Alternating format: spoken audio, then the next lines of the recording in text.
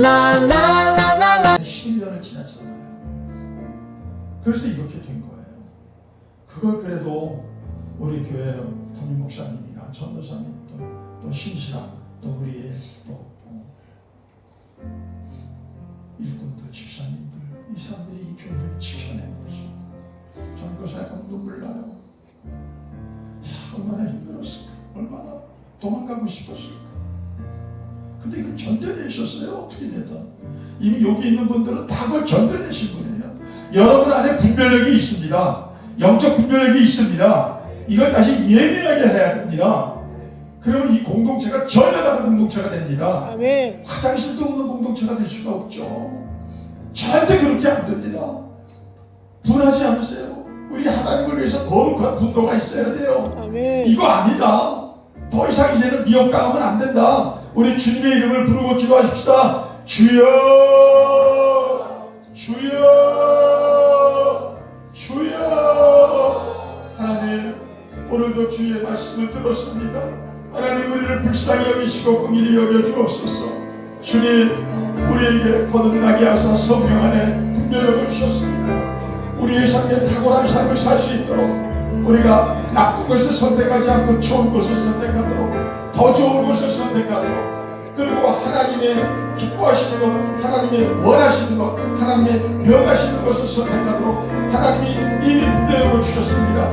그러나 우리의 분별력이 너무도 많이 나태해졌고 약해졌고 쇠약해졌습니다. 주님, 우리를 불쌍히 여겨주시고 다시금 우리를 회복시켜 주시옵소서. 성령 하나님 인정합니다. 환영하고 모셔드립니다. 우리 안에 다시 한번 예민한 기대감을 하나님 역사하여 주셔서 우리를 다시 한번 소송하고 일어나게 하여 주옵시고 하나님의 영광을 위하여 다시 한번 뛰어 일어나게 하여 주옵소서. 이 분별을 해가지고 주님께 칭찬받는 사람들이 되게 하여 주옵소서.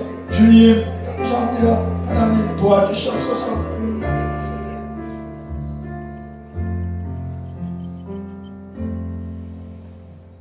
살아계신 하나님 아버지, 오늘 우리에게 귀한 말씀 허락하여 주셔서 우리의 아버지 신앙을 다시 한번 깨우게 하시니 감사드립니다.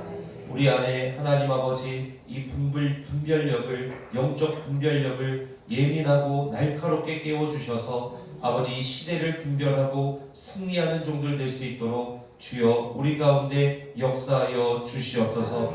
하나님께서 아버지 원로 목사님 4주 동안 하나님께서 강하게 붙들어 주시고 고영수 원로 목사님을 통하여서 주시는 귀한 생명의 말씀들을 통하여 우리 브레싱 센터 교회가 시대를 이기는 교회가 되게 하여 주시옵소서. 주의 마음을 시원케 하는 교회가 되게 하여 주시옵소서. 하나님 아버지 드린 예물 기쁘게 받아주시고 우리 주님 앞에 올려드린 이 영광의 제목들에 하나님께서 아버지 응답하여 주시며 모든 병든 자를 치유하시고 모든 괴로운 자에게 하나님의 귀한 은혜와 능력으로 함께하여 주시옵소서. 지금 우리 주 예수 그리스도의 은혜와 하나님 아버지의 사랑과 보혜사 성령님의 역사하심이 우리 사랑하는 블레싱 센터교회 모든 성도들 머리 위에 지금으로부터 영원토록 함께 있을지어다. 아멘. 4절까지의 말씀입니다. 마태복음 16장 1절부터 4절까지의 말씀입니다. 다 찾으셨으면 한 절씩 교독하시고 마지막 절은 합독하시겠습니다. 바리새인과 사두개인들이 와서 예수를 시험하여 하늘로부터 오는 표적 보이기를 청하니 예수께서 대답하시되 너희가 저녁에 이르러 그러면 날씨가 좋겠다 하고 아침에 하늘이 붉고 흐리면 오늘은 날이 곱겠다 하나니 너희가 날씨는 분별할 줄 알면서 시대의 표적은 분별할 수 없느냐. 악하고 나는 세대가 표적을 원하나 요나의 표적밖에는 보여줄 표적이 없느니라 하시고 그들을 떠나가시니라. 아멘.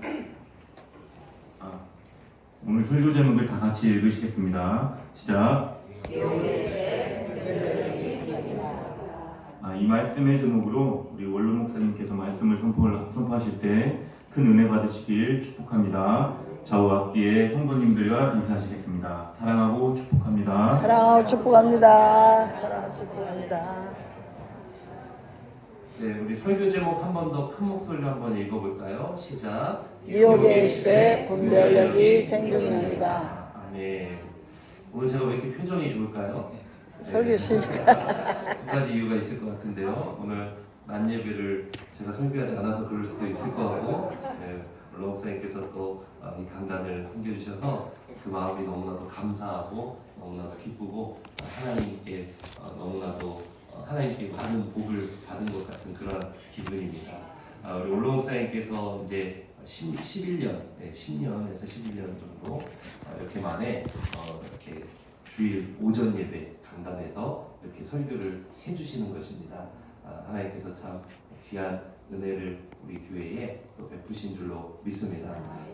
또 올로 목사님께서 오랜만에 또 이 주일 강단을 시작하시는 거니까요. 오늘도 특별한 일을 한번 박수로 한번 또 축복하도록 하겠습니다.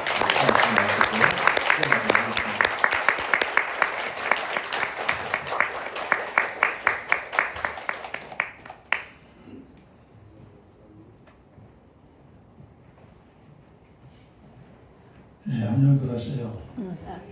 안팎으로 참 어려운 환경 속에서 날씨까지도 우리를 괴롭히는데 흔들리지 아니하고 참 한결같은 마음으로 주님을 섬기는 여러분을 하나님이 기뻐하실 것입니다. 아멘. 오늘도 우리의 이런 예배가 하늘에 연락되고 형식적인 종교적인 시간이 아니라 하나님이 임재하시는, 하나님이 날 만져주시는 그런 시간 되기를 주님의 이름으로 축복합니다. 아멘.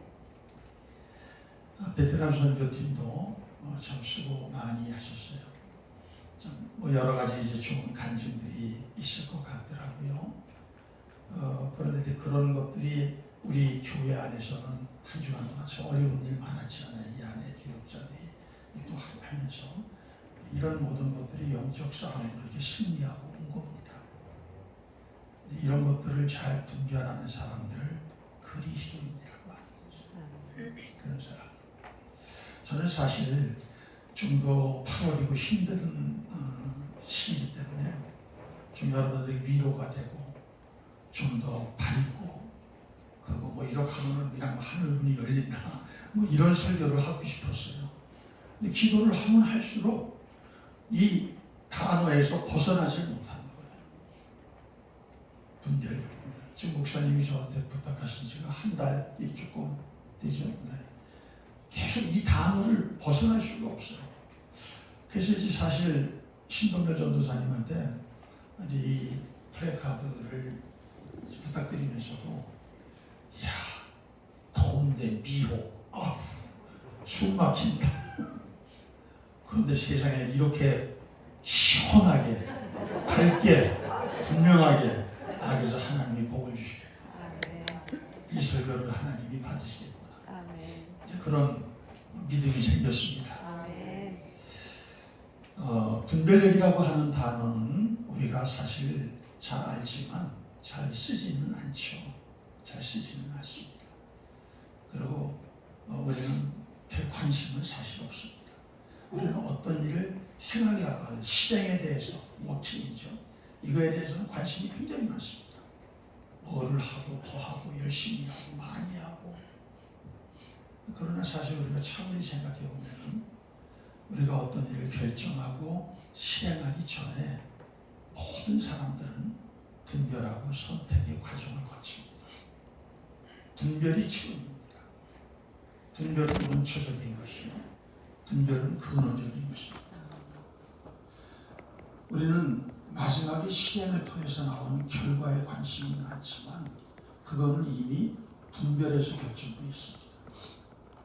분별이 잘못되면 우리의 꿈은 날아가는 것입니다. 그래서 오늘 이 여름 더위지만 우리 분별이라고 하는 주제에 대해서 저도 뭐 잘 모르는 겁니다. 저도 뭐 목회자라고 설교하기 그 전부터 다 아는 게 아니라 목회자도 공부하는 거예요.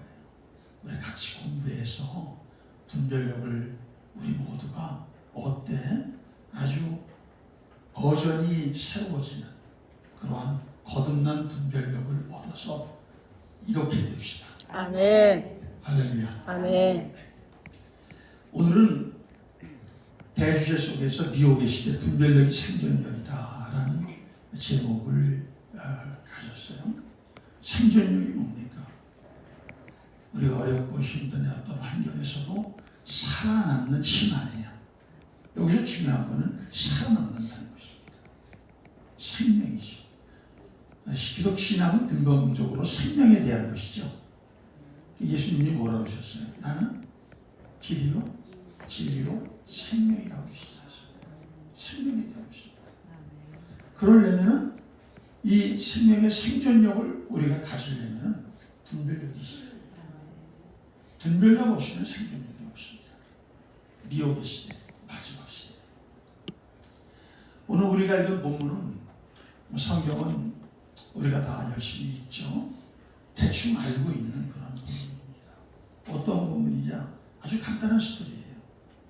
예수님은 오병이어 7병이어도 또 그리고 수많은 병자들을 치료해 주시는 기적을 통하여서 수많은 인파들이 예수님께 몰렸습니다. 인상이 되죠. 제자들은 참 이렇게 생각했을 것입니다. 내가 잘 선택했어 그때. 그래서 내가 지금 이렇게 별 볼 일 없는 아무것도 쓰잘데없는 그러한 인생이 이렇게 수많은 사람들 앞에서 내가 예수님의 제자로서 예수님의 또 심부름꾼이여 대리로서 이렇게 쓰임받고 있는가 이렇게 생각했을 것입니다. 그런데 바로 그러할 때에 일단의 무리들이 예수님을 찾아왔습니다. 오늘 보면은 그들이 바리새인과 사두개인이라고 했어요. 우리는 보통 바리새인들은 서기관이라고 생각하죠. 근데 오늘 사두개인하고 사실 바리새인과 사두개인은 그 이스라엘의 그 유다교의 그 종파 중에서 가장 양대 산맥을 이루는 강한 세력을 가진 사람들입니다. 첫째가 바리새인들이죠. 서기관은 그분입니다. 그리고 사두개인들은 어떤 사람이냐? 이 사람들은 제사장 그룹으로서 우리말로 하면은 바리새인 그러면은 주로 성경을 연구하고 신학을 공부해서 신학을 가르치고 이런 교사의 그룹에 있는 사람들. 그리고 이 사두개인들은 예배를 집전하고 예배를 통하여서 교회를 좌지우지하는 이제 그런 사람들이라고 생각하시면 되겠습니다. 그런데 이 사람들은 서로가 가지고 있는 신앙 자체가 결이 달라요. 바리새인들은 율법을 준시하고 장로의 유전을 굉장히 전통이죠. 이걸 생명처럼 귀중히 여기고 그리고 이 사람들은 부활과 또 내세를 믿어요. 그러나 한 가지 안타까운 것은 이 사람들은 너무 지나치다 보니까 형식주의에 빠져서 어떤 행위, 율법 행위 여기에 꽉 매여 있는 사람들입니다. 이 사람들이 얼마나 많았냐면 그 당시 인구 전체의 4분의 1 내지 6분의 1 해당하는 사람들이 바로 이 바리새인이라고 그랬어요. 유대교. 그러나 사두개인들은 자기 스스로가 최고의 왕이었던 다윗 시대, 솔로몬 시대의 제사장인 사도의 후예라고 하면서 스스로 기득권이 돼가지고 제사를 집신하고 그리고 이 사람들은 부활도 없고 영생도 없고 소망도 없고 오직 현세의 권력과 현세의 이 문화의 이런 모든 것들이 가장 중요한 것이다. 이렇게 생각하는 사람들이에요. 그래서 서로가 앙숙이었습니다. 근데 오늘 둘이 같이 사이좋게 나와서 예수님 앞에 섰습니다. 왜 그럴까요? 읽어보면 아시지만 적의 적은 뭐예요? 아군입니다. 그래서 이렇게 뭉치는 겁니다. 왜? 예수님의 세력이 이렇게 커지고 사람들이 따르자 이 사람들 마음에 불안인 거예요. 야 이러다가 우리가 누리고 있던 거 지도자라고 하는 이런 아주 참 자랑스러운 거 그리고 실질적인 파워 이거 다 날아가는 거 아니야? 우리가 망하는 거 아니야? 이런 불안함이 온 거죠. 그래서 예수님을 시험하기 위해서 왔다 이렇게 생각하고 있습니다. 우리들은 어떤 행동보다 하나님이 중요시 여기는 건 동기라는 것을 이미 알고 계시죠. 그래서 하나님은 사람의 외모를 보지 아니하시고 중심을 보시는 거예요. 언제나 여러분 하셨으면 여러분의 동기를 하나님은 현미경보다도 망원경보다도 더 강력한 렌즈로 보신다는 것을 봤어요. 왜 예수를 그렇게 열심히 믿고 교회에서 봉사를 많이 해도 우리의 삶이 풀리지 않을까? 동기를 점검해보면 합니다. 그 동기가 바르면 하나님은 좀 행위가 약해도 행동이 좀 부족해도 이뻐하시고 귀여워하시고 그리고 복을 주십니다. 그러나 그런 건 완벽한 것 같은데 그 안에 동기가 이런 사람들처럼 되면 안 되는 것입니다. 그 예수 때 뭐라고 얘기를 하느냐 이렇게 얘기를 하는 것입니다.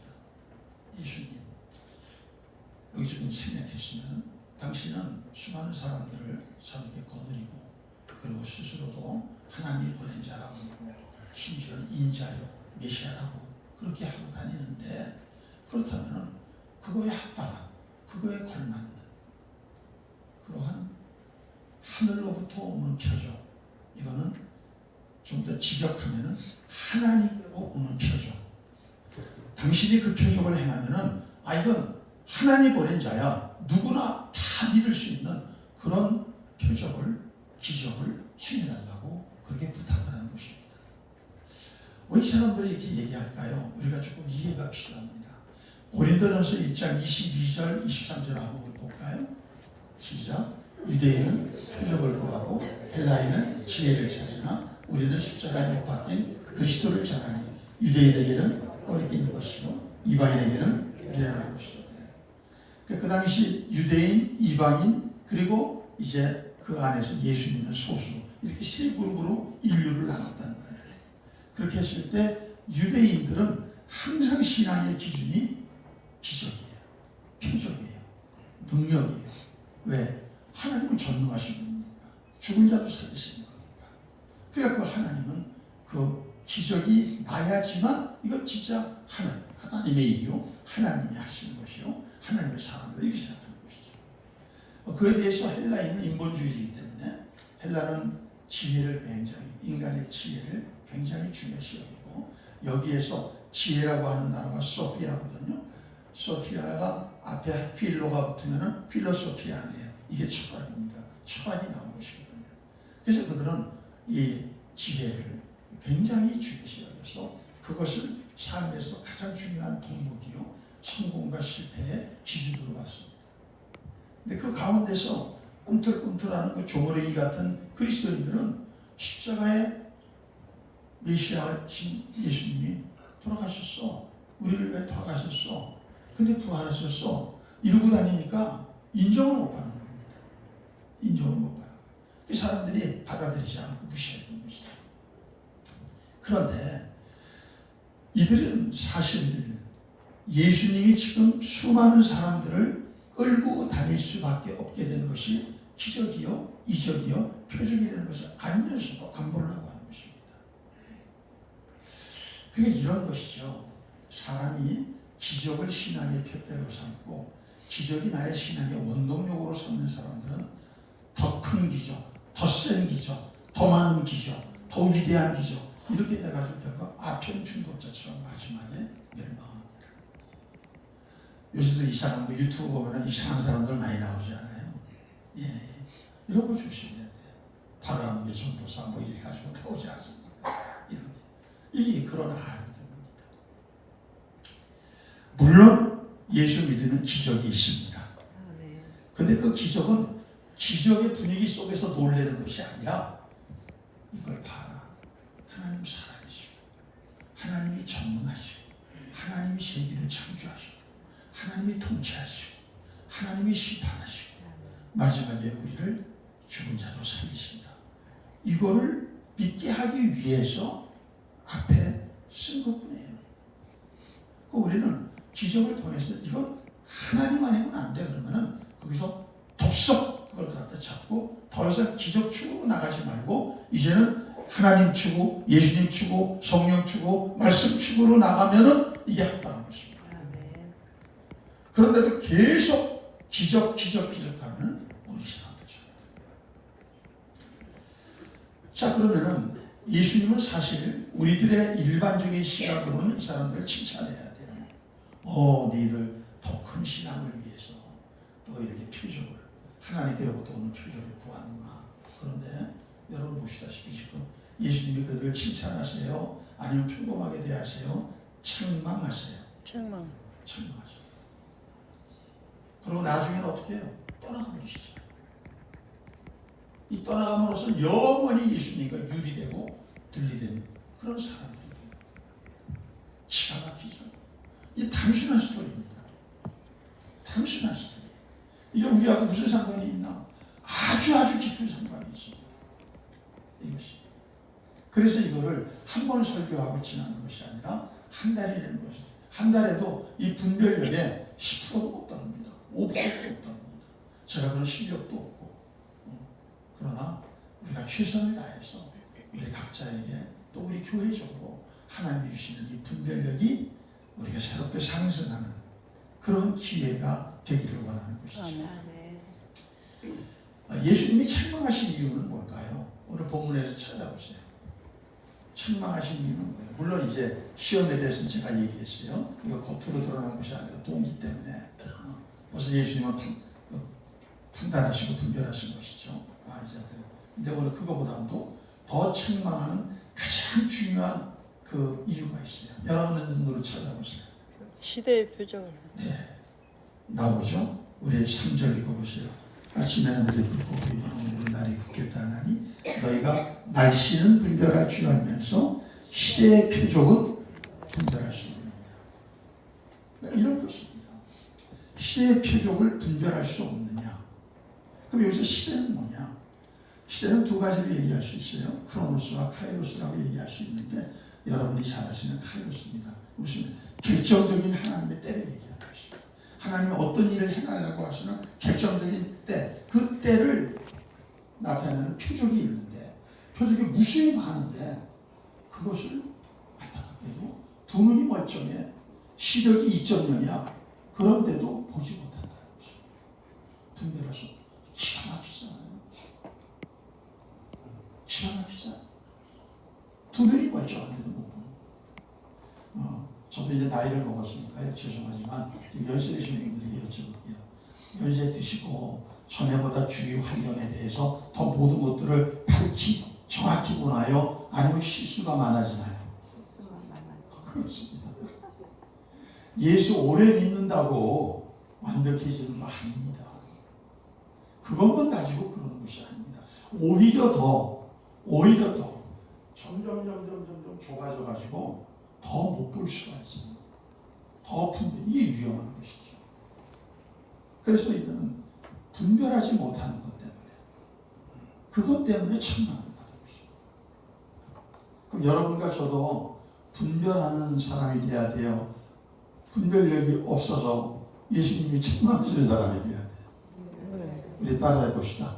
분별력이 탁월한 성도가 됩시다. 우리 앞에 분에게도 그렇게 우리 축복해 주세요. 분별력이 탁월한 성도가 되세요. 분별력이 탁월한 목사님 되세요. 분별력이 탁월한 교육자 되세요. 서로가 이렇게. 네. 결국 오늘 이 바리새인과 사두개인은 분별력 없는 것 때문에 생존한 게 아니라 망했습니다. 영생한 게 아니라서 멸망했습니다. 그거 하나. 자, 그럼 분별력이라는 게 무엇이냐? 분별력이라는 것은 사전적 정의를 보면 두 가지입니다. 하나는 이렇게 여러 가지 중에서 골라내가지고 그래서 한쪽으로 이렇게 따로 모으는 그렇다는 겁니다. 근데 또 하나는 뭐냐면은 이 사리가 정확하고 올바른 거냐를 판단하는 겁니다. 그래서 사리 분별력이 있어야 된다고 그러잖아요. 성공하려면 사람이 사리 분별력. 어떤 사람은 굉장히 열심히 하는데 분별력이 없으면 옛날에 어르신들이 책망하시잖아요. 넌 나이가 몇 살인데도 이렇게 사리를 분별 못하냐. 그 얘기입니다. 분별하고. 그래서 이 분별이라고 하는 것은요. 우리가 여러분들이 누구나 나쁜 것을 선택하지 않고 좋은 것을 선택하기 원해요. 좋아도 더 좋은 것을 원하지 않습니다. 탁월하게 좋은 것을 원하지 않습니다. 나에게 해로운 것보다 이로운 것을 원하는 것이고, 그러기 위해서는 분별력은 필수적인 것입니다. 필수적 없이 좋은 삶을 원할 수는 없습니다. 분별력 없이 성공을 원할 수는 없습니다. 분별력 없이 행복한 삶을 원할 수도 없습니다. 가장 그것이 근원적인 것입니다. 제가 한 가지 여쭤볼게요. 내가 분별력에 관심이 있는 사람인가 아닌가? 여러분 기도 많이 하시잖아요. 분별력에 대해서 기도하고 계시나요? 네. 이제부터 기도하셔야 돼요. 아멘. 이거 기도 안 하면 오늘 설교지 생존력이 없어져요. 왜 그런가 하는 것은 이제 설교가 진전되면서 이제 여러분들에게 더 이제 말씀을 드리도록 하겠습니다. 예수님이 책망하시는 또 하나의 이유는 뭐냐 하면, 이 사람들이 분별력 자체가 없는 것이 아니라 어떤 문제에 대해서는 분별력이 귀신 같아요. 날씨 같은 거. 왜 날씨를 이렇게 분별을 잘합니까? 이 사람들은 농경사회에서 날씨는 뭐예요? 필수적인 거 아닙니까? 배를 타고 나가서 물고기를 잡더라도 날씨는 필수적인 거 아닙니까? 그렇죠? 목축을 하고 떠돌아다니는 일도 날씨는 필수적인 거 아닙니까? 다시 말하면 무슨 말이에요? 자기 일상생활에서 자기가 돈을 벌고, 자기가 직장에서 성공하고, 사업에서 성공하고, 이런 무엇을 하는 문제에 대해서는 귀신같이 분별한다 이거예요. 우리말로 하면은 주식시장에 대해서 탁월하고, 코인시장에 대해서 탁월하고, 대출 연끌 탁월하고, 그렇다는 것이죠. 그런데 시대의 표적을 분별한다고 해서 장님이야. 이게 예수님의 안타까운 것이죠. 너희들이 이방인들에만 이해하겠다 이거야. 유대인으로서 말만 열면 하나님. 그리고 유대인과 사두개인은 지도자. 그런데 그러면 어떻게 됩니까? 그 공동체는 어떻게 되는 거예요? 그 공동체는 망하는 겁니다. 실제로 유대인들의 지도자인 이 바리새인과 사두개인들이 이 모양 안에, 이들은 그 시대가 어떤 시대인지를 처음 몰랐습니다. 관심도 없었습니다. 그리고 결국 조금 있다가 여러분 알다시피 예루살렘은 멸망하고, 로마에 의해서 돌 위에 돌 하나 하나도 안 남도록 성전은 다 파괴되고, 그리고 유대인들은 다 죽고 마지막 남은 사람들은 지하수 쫓겨나는 이러한 민족적 국가적 비극이 나오고 있어요. 뭐가 없어서? 분별력이 없어서. 근데 지도자일수록 분별력이 있어요. 여기 이제 주일학교 교사 선생님들, 또 집사님들, 또 안수 집사님들, 또 교역자분들, 다 지도자들 아니에요? 우리 지도자들이 분별력을 좀 높입시다. 저를 포함해서. 저도 참 교회에 와서 마음이 아파요. 왜 마음이 많이 아프냐? 11년 됐거든요. 제가 교회 이제 낮에 떠나가지고, 제가 지난번에 이제 문제가 좀 있었을 때 와서 담임 목사님 세울 때는 이제 그때는 제가 다시 와 있었지만, 이제 11년 됐는데 아직도 이렇게 어려운 여건 속에서 고생하시고 힘들어하시고, 이런 가운데서도 신앙을 할 때 내가 너무 죄송하고, 여러분한테 정말 죄송해요. 하나님께도 죄송하고, 여러분께도 죄송하고, 정말로 내 마음에 내가 그때 좀 더 잘했을 거. 근데 그때는 분별력이 부족했어요. 지금 같으면 그렇게 안 했어요.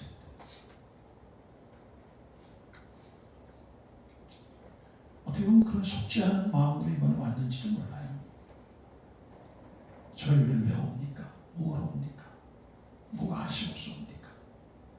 근데 프레센토교회만 생각하면, 그리고 여러분들 그렇게 신앙생활을 정말 깨끗하게 세속적으로 닮지 않고 해나가는 이런 모습을 보면은 제가 너무 죄송하고 미안한 거예요. 그러나 이번에 여러분들이 이 분별력의 문제를 잘 깨닫고 여러분들의 분별력을 각자가 상승시키면 우리 교회는 이렇게 될 것입니다. 이렇게 선명해질 것입니다. 아멘. 믿습니까? 아멘. 이렇게 되기를 축원합니다. 자, 그러면은 여러분 여기서 우리가 생각할 것이 있습니다. 시대의 표적이 되는 것이 뭐냐? 시대의 표적이 되는 것이. 이것을 우리에게 적용을 해봐야 이제 여러분들은 이 분별력이 이렇게 중요한 거다 이렇게 아는 것이죠. 이 시대로 적용해서 가는 것이죠. 왜? 이 시대는 예수님의 재림 때 초림 때예요. 재림. 예수님 초림 때네. 이제 앞으로 남은 일은 뭐예요? 이제 초림하셔서 십자가에 못 박혀 죽으시고 부활하시고 다른 거예요? 아니죠. 재림이 있고 세상 종말과 재림이 있고 그때 이 세상의 모든 사람들이 다 살아납니다. 그리고 심판받습니다. 인류 최대의 중요한 시간이 오는 것입니다. 칼로스가 오는 것입니다. 그럼 그때의 표적은 어떤 표적입니까? 그거를 예수님 살아계실 때 제자들이 궁금해서 예수님께 여쭙습니다. 십자가에 못 박히시기 직전입니다. 그때 예수님께서 마태복음 24장 3절에 이렇게 말씀하십니다. 우리 같이 보도록 하겠습니다. 같이 한번 읽어볼까요? 예수께서 감람산 위에 앉으셨을 때 제자들이 조용히 와서 이르되 우리에게 이르소서 어느 때 이런 일이 있겠사오며 또 주의 임하심과 세상 끝에는 무슨 징조가 있어. 여기서 징조가 표적입니다. 헬라어로 세메이온이라고 한 단어인데요. 징조가 표적이고 어떤 내부적인 것이 외부적으로 드러나는 외부적 현상으로 드러나는 거. 이게 징조입니다. 내부적인 것이 항상 모든 것은 내부적에서 시작하잖아요. 이것이 바깥으로 드러나서 누구든지 알 수 있게 한다는 것입니다. 이걸 보고 알 수 있게 한다는 것입니다. 이게 이때로구나. 하나님이 이런 일을 하시는 때로구나. 이렇게 알게 하는 거. 그게 징조라는 셈입니다. 자, 4절. 예수께서 대답하여 이르시되 너희가 사람의 비용을 첫 번째가 뭐냐? 비용입니다. 그러니까 여러분 이 뒤에 보면 이제 여러분들이 잘 아시는 얘기들이 나와요. 그 뭐 다 할 필요가 없습니다. 난리와 난리, 전쟁과 전쟁, 또 기후, 지진. 뭐 지금 보면 이런 거 다 아시지 않습니까? 지금 뭐 기후 변화로 인한 재앙들, 또 인간성의 변화들, 또 뭐 과학 문명의 눈부신 발전으로 뭐 이게 도대체 이게 뭐 정신 차릴 수가 없고 배울 수가 없고 이해할 수도 없이 막 지나가니까 연세 드신 분들은 소외감을 느끼고 당황하고 포기하고 막 이러시고 우라통이 터지는 거 아닙니까? 이런 건 아닌데 이렇게 하면 안 되는 건데 그러나 그거하고 상관없이 그냥 거침없이 가지 않습니까? 이런 모든 것들의 맨 처음이 왜 그러냐? 지금이 미혹의 시대이기 때문에 그런 것입니다. 미혹이라는 건 이런 겁니다. 정신이 흐리멍덩해가지고 무언가에 내가 홀린 것 같아. 그래가지고 마음의 정함이 없이 그냥 내 마음 자체가 갈팡질팡하는 거야. 이게 맞나 저게 맞나 이렇게 해야 돼 저렇게 해야 되나 이런 것이 정함이 없는 것입니다. 이런 시대에는 어떻게 돼요? 자꾸만 속죠. 이런 시대에 탁월한 사람들은 속입니다. 그 속임을 통하여 자기의 목적을 쟁취하는 것이죠. 이런 시대가 예수님이 재림하시는 시대의 표적이라는 것입니다. 여러분, 지금 여러분들이 옛날보다 세상의 국제정치, 정치, 경제, 사회, 문화, 또 종교 이런 것들을 더 잘 파악하고 분별하고 계신가요? 아니면 점점 더 뭐가 뭔지도 모르고 이제는 그거를 분별하겠다고 하는 그런 의도조차도 내려놔야 되는 그런 좌절감을 많이 느끼시나요? 그게 바로 미혹의 시대입니다. 미혹의 시대입니다. 상위 1%들은 끊임없이 포기 안 하고 그걸 갖다가 다들 파악을 해나가면서 그러면서 자기들의 유익을 취하려고 합니다. 그래서 스티브 잡스처럼 되는 것이죠.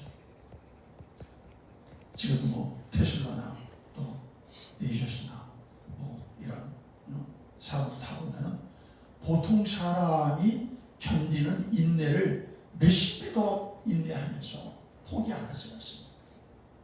이 시대. 그러나 여러분, 대부분의 사람들은 그렇게 생각할 수 없어요. 저는 이 미혹의 시대 속에서 여러분들이 뭐 AI 공부 좀 하고 또 뭐 스마트폰 갖고 또 뭐 일 많이 하고 또 뭐 이렇게 하면서 내가 그걸로 인해서 유튜브도 하고 하면서 이제 그런 것들을 부러워하고 그렇지만 우리가 그것을 일면 이렇게도 생각해 보십시오. 제가 이제 제 딸이 이제 뭐 일을 하고 있으니까 AI 유료 버전으로 많이 써요. AI 챗봇을. 그래서 이제 한번 제가 이제 이 설교 분별력에 대해서 이제 계속 설교 준비를 하고 할 때 AI에서는 어떻게 영적 분별력을 이게 파악하고 있고 그렇게 하나 제가 한번 이것을 갖다가 집어넣으라고 그랬어요. 그랬더니 시리즈 설교 주제가 쫙 떠요. 이렇게 하면 좋다. 첫째 주고, 둘째 주고, 셋째 주고, 넷째 주고. 심지어 이게까지 얘기해요. 8월 찜통더위 미혹의 시대. 짱하네요. 아니 지금 얘가 그렇게 나온다. 그런데 뭐 하든 뭐 단어도 만들어내고 무슨 뭐 다 그러더니 마지막에 가서 뭐라고 얘기하냐면 그러나 이 분별력에 대한 문제는 아직 제가 다 해도 충분히 이렇게 알려드리고 도움드릴 수가 없으니 전문가에게 상의하세요. 누가 전문가예요? 우리가 전문가. 자, 그런데 문제는 그 AI가 점점 발전해 나갈까요? 이 상태에서 머물까요? 발전이 싱글러리티. 어떤 특이점이 되면은 그때는 사람이 필요 없습니다. 이게 다입니다. 자, 그러면 그런 과정에서 똑똑한 사람일수록 AI를 더 많이 쓸까요? 안 쓸까요? 많이 쓸까요? 안 쓸까요? 써요. 쓰죠. 이게 우리 신앙생활에 뭐하고 연관되는 줄 압니까? 아니 AI에 물으면 AI에 구하면 다 나오는데 무슨 하나님께 기도하고 예수님의 이름으로 기도하고 뭘 구해? AI의 맛을 알면 할수록 AI의 유익점을 알면 할수록 기도력은 점점 줄어듭니다. 기도는 점점 안 하게 됩니다. AI 챗봇 닦고 딱 치고 누르면 답이 나오는데 어떻게 합니까? 뭘 합니까? 여러분, 기도는 여러분 이렇게 생각하시죠. 내가 지금은 기도 쉬워. 하지만 내가 옛날에 왕창 기도했어. 뜨겁게 기도했어. 기도 장이라고 했어. 앞으로 기도 금방 회복할 거야. 절대 그렇게 안 됩니다. 기도는 매일매일이요. 쉬지 말고 해요. 이건 제가 경험을 해서 말씀드립니다. 저희 집사람도 그렇고 저도 그렇고 기도 많이 하려고 애썼잖아요. 그러나 이게 은퇴하고 났더니 새벽 기도에 자리가 없어졌어. 전혀 달라요. 그래서 이제 양문교회 가면서 좀 회복이 됐어. 양문교회도 퇴임했어. 1년 지나서 또 달라요.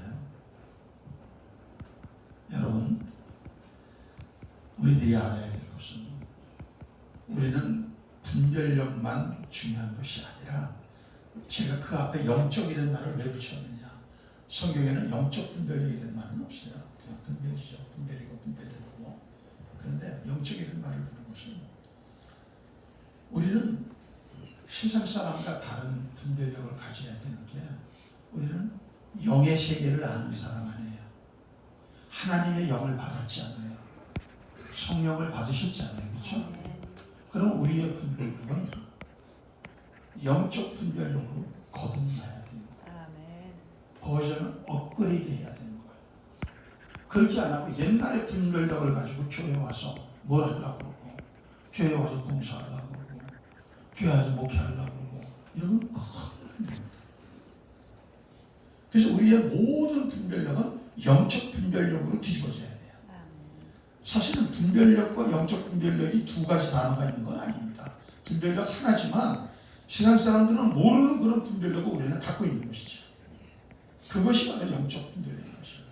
그것이 여러분 안에 계십니까? 그 영적 분별력이 있습니까? 그게 분명히 있어야 되거든요. 그럼 어디에서 차이가 나느냐 영적 분별력은? 영적 분별력은 시대의 표적도 모르고 심지어는 메시아이신 그리스도이신 예수님 자체도 모릅니다. 분별합니다. 우리가 예수님이 지금 눈에 보이는 거 아니잖아요. 지금 예수님이 계신지 안 계신지, 일하시는지 안 일하시는지, 지금 이 일을 기뻐하시는지 아니신지, 이런 것들을 분별하는 것이 영적 분별력이에요. 지금 하나님이 내일에 함께 일하고 계시는지 아닌지. 그런데 이런 것을 영적 분별력이 없으면 실패하고 있다는 것입니다. 자연인하고 똑같은, 신앙 사람하고 똑같은 눈을 가지고 있는 거예요. 요새 노모포비아라는 말 가끔 듣죠. 이것은 오래전부터 나왔던 얘기입니다. 노모포비아는 영어 세 단어를 합성한 거예요. 노, 모바일, 포비아. 그 뭐냐?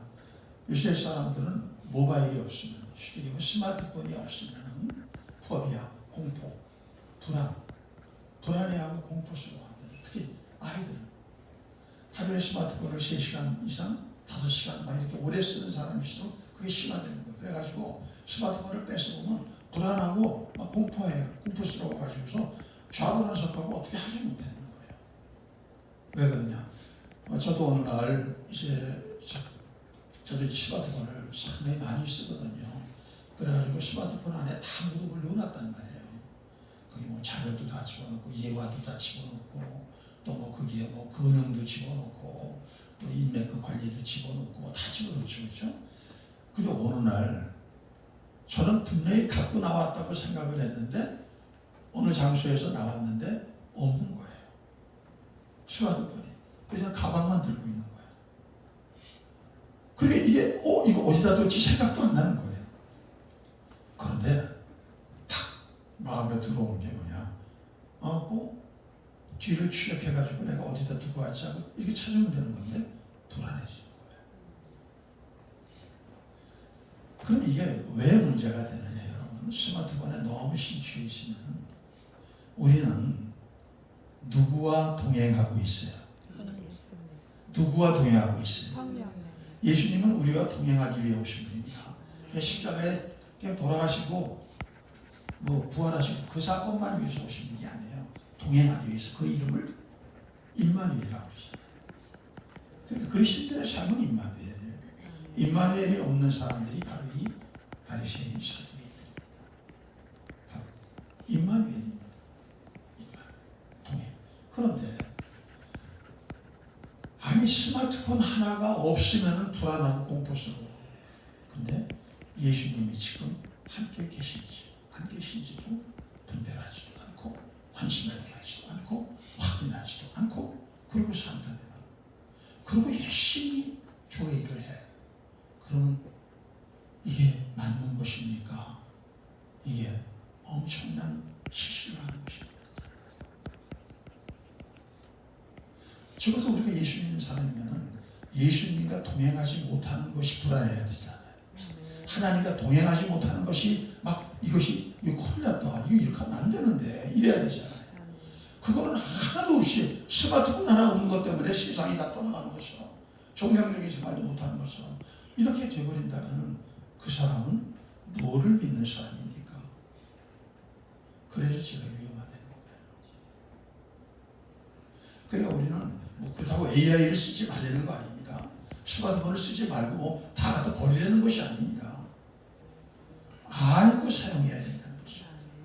그런 구조로 내가 나가면은 결국은 시간이 오래가면 오래갈수록 기도가 안 되게 돼 있어요. 기도 자리에 나와도 옛날 기도가 안 돼요.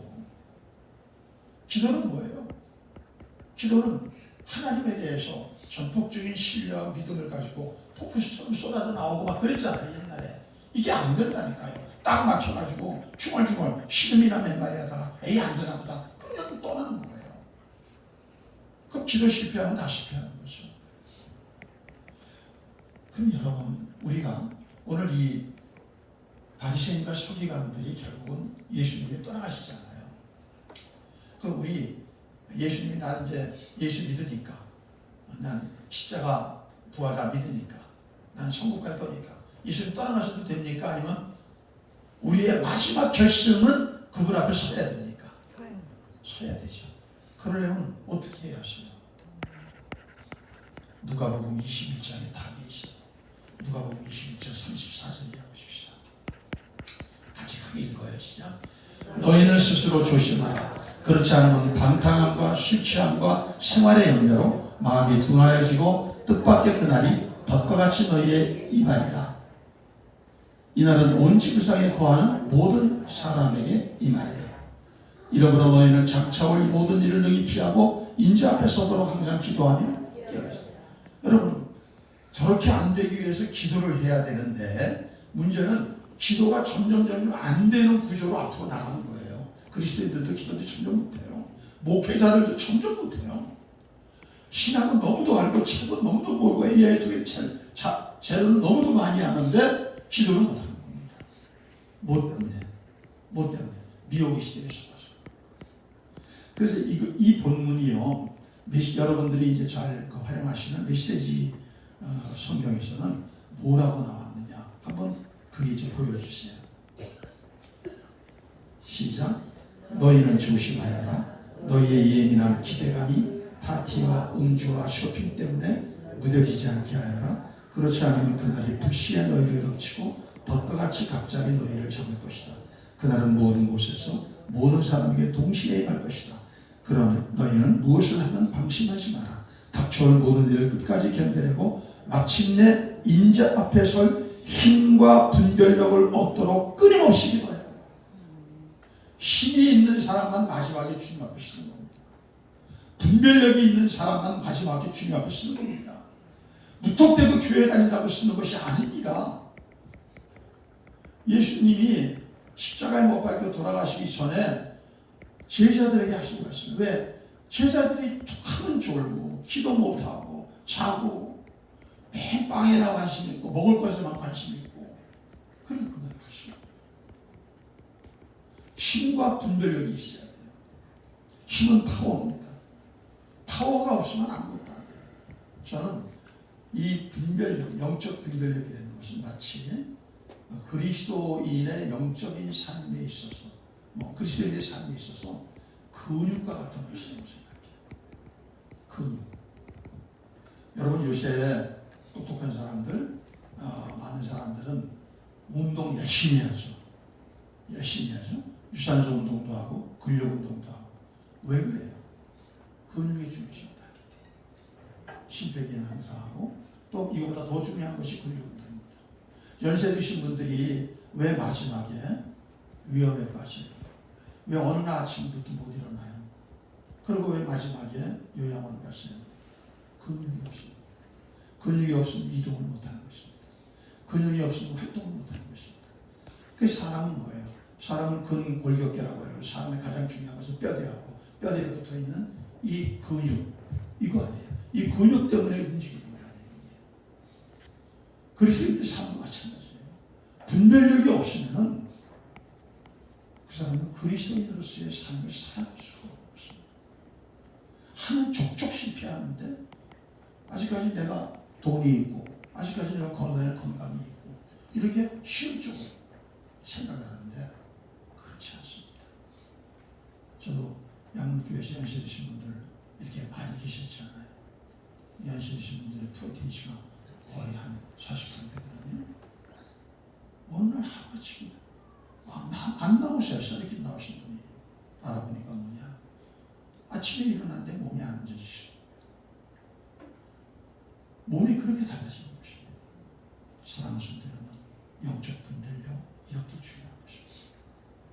이 분별력은 근육 운동으로 여러분들 운동도 많이 해서 근육도 지켜야 되지만 영적 분별력도 지켜야 되는 것입니다. 그럼 이게 기도가 끊임없이 가는 구조가 돼야 되는데 안타깝게도 지금 여러분 보세요. 내가 1년 전보다 기도를 지금 더 하고 있는 거야. 내가 3년 전보다 더 하고 있는 거야. 내가 은혜 받은 20년 전보다 더 기도하고 있는 거야. 저부터도 대답을 그렇게 못하니까. 자, 그럼 어떻게 하면은 이제 이 분별력을 얻을 수 있는가? 첫째는 뭐냐면 분별력에 관심을 가지시고 내 안에 분별력이 있음을 믿으세요. 왜 그러냐? 참으로 그 사람이 예수를 믿고 성령으로 거듭났다면 이미 그 안에 새로운 영적 분별력을 시작하는 겁니다. 아멘. 왜? 성령 때문에. 그래서 이것을 새 언약이라고 합니다. 이거 새 언약이라고. 예레미야 31장 봅시다. 여호와의 말씀이니라. 보라, 날이 이르리니 내가 이스라엘 집과 유다 집에 새 언약 신약을 맺으리라.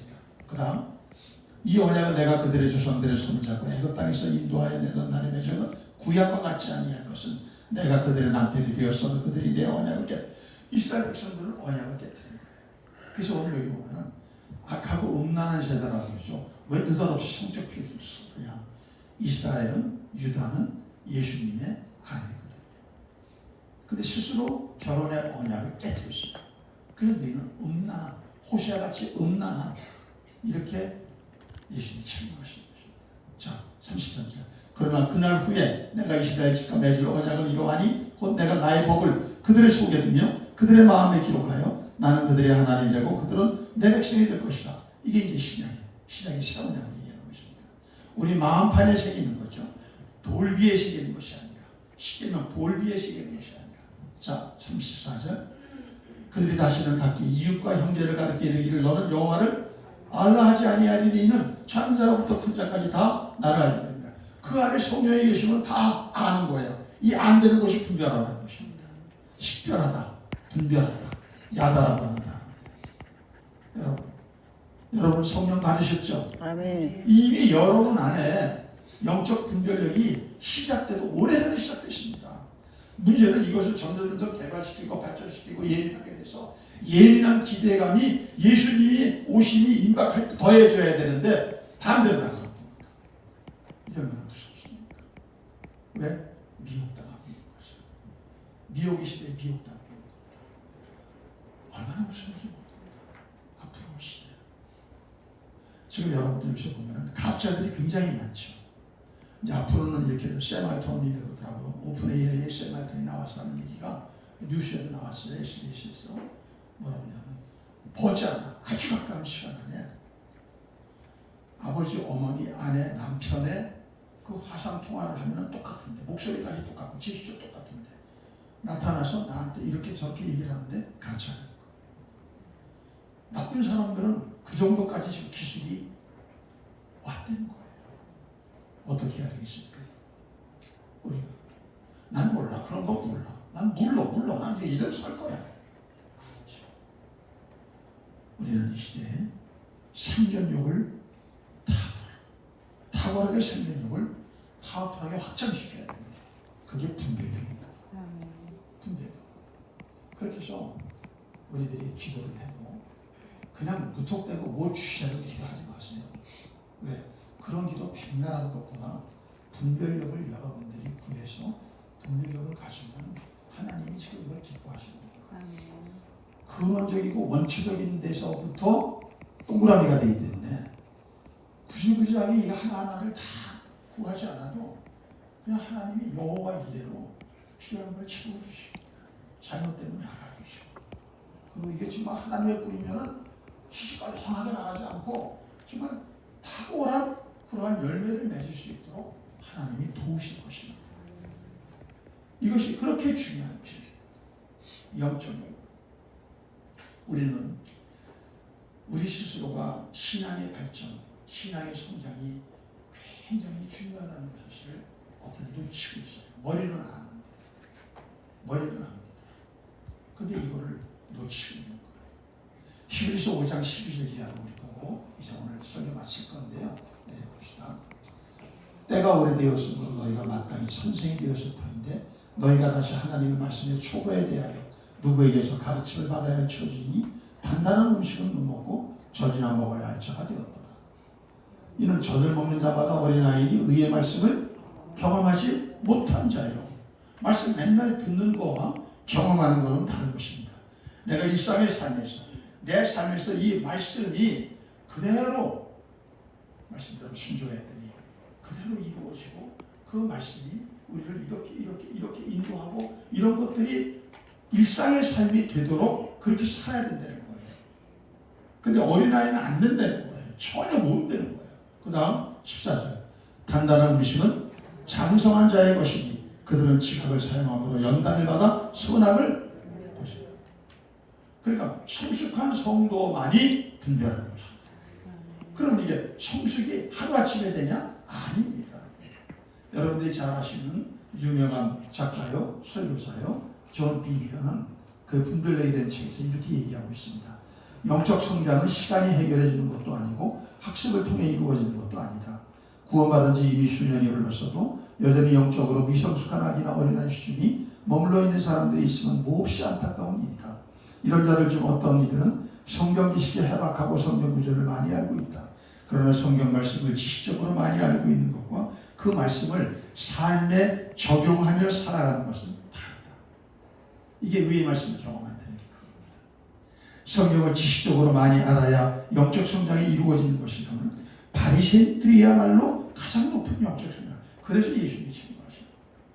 너희들이 지금 세상 사람들, 유대인들은 너희들을 가장 높은 성장했던 사람이라고 얘기를 하는데 실제는 너희는 소경이요, 장님이요, 인도자들을 다 멸망시키는 자들. 인도함으로써. 그래서 이렇게 책망을 하시는 것입니다. 그러면 어떻게 해야 영적 성장을 이룰 수 있는 것인가? 그리스도가 고난을 당한 것 같이 고난을 당하는 자가 영적으로 성장한다. 그렇다면 영적 성장의 관건이 고난이란 말인가? 아니다. 엄청난 고난을 당했음에도 쓴뿌리와 절망의 구덩이 속에서 허우적거리는 이들도 많다. 이는 결코 영적으로 성숙한 모습은 아니다. 고난 자체가 영적인 성장을 가져오는 것은 아니나 고난의 한복판에서도 하나님께 순종하는 삶을 살아갈 때 영적으로 성장한다. 이런 것입니다. 여러분과 저의 삶에 고난이 있죠. 이 고난을 왜 주시느냐? 이 고난을 통하여 영적 분별력을 얻어가면서 우리의 신앙이 성장하기 위해서 주신 것입니다. 그래서 우리가 그 고난 속에서 막 사토하고 몸부림칠 때 그 안에서 우리가 점점 어떻게 되느냐? 분별력이 있는 사람으로 변화됩니다. 장성한 자가 되는 거예요. 장성한 자는 성숙한 자가 되는 것입니다. 그래서 우리는 이제 이걸 앞으로 이제 3주가 더 남았는데요. 두 번째는 그럼 무엇을 분별해야 되냐? 구체적으로 이거에 대해서 세 번째 주는 그럼 어떻게 분별해야 되냐? 어떻게 우리를 분별할 수 있냐? 마지막에는 우리 공동체 자체가 분별력 있는 공동체가 돼야 돼. 아멘. 그렇지 않으면 각자 도생이 돼요. 지금 각자 도생의 시대죠. 각자 도생의 시대니까 생존력이라는 단어가 나오는 겁니다. 사실은. 근데 우리는 각자 도생의 시대를 사는 사람이요. 각자 도생의 사는 사람이 아닙니다. 하나님의 가족, 공동체로 사는 사람. 근데 이 안에 오면 저절로 분별력이 생기게 되는 그런 교회를 세우고 가셔야 돼요. 아멘. 우리 같이 여러분 희망을 가지고 이렇게 된다 하는 희망을 가지십시다. 이미 여러분 안에 분별력은 시작됐어요? 없어요? 시작됐습니다. 시작됐어요. 그런데 오랜 동안 다른 구조로 여러 가지 문제 때문에 미혹을 당해서 기회를 너무 놓친 거예요. 이게 억울방통한 겁니다. 저 역시도 그래요. 억울방통. 우리 이것을 이번에 완벽하게 우리가 한번 회복해 보십시다. 그리고 우리의 삶이 어떻게 달라지는지, 가정이 어떻게 달라지고, 일터가 어떻게 달라지고, 경제가 어떻게 달라지고, 교회가 어떻게 달라지는지를 우리가 한번 경험해 보십시다. 그리고 자신 있게 이 성경을 전해도 목소리가 큰 게 아니라 확신을 가지고 전해야 되잖아요. 이게 진짜야. 이해를 해야 돼. 이렇게 돼야 되지 않습니까? 이런 삶으로 우리가 나갈 수 있길 바랍니다. 자, 찬양 드립시다.